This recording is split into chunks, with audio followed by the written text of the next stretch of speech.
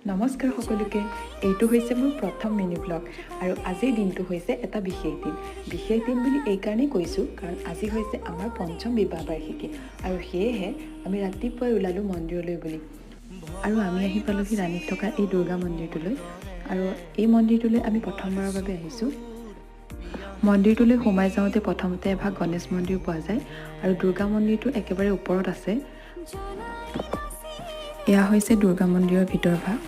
আৰু এয়া বাহিৰৰ পৰা মন্দিৰটো আৰু এয়া হৈছে গণেশ মন্দিৰ ভাগ আমি প্ৰথমেই গণেশ মন্দিৰত সোমাই যাব লাগিছিলে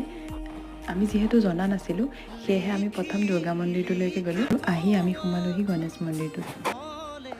আৰু আবেলি আমি ওলাই গ'লোঁ বজাৰৰ ফালে তাৰপাছত ঘৰত আহি এয়া হ'ল কেক কাটিং আৰু ইফালে মোক মানুহজনে এটা ধুনীয়া উপহাৰ দিলে আৰু আজিৰ মিনি ব্লগটো আছিল ইমানেই যদি ভিডিঅ'টো চাই ভাল পালে তেন্তে প্লিজ লাইক আৰু কমেণ্ট কৰিব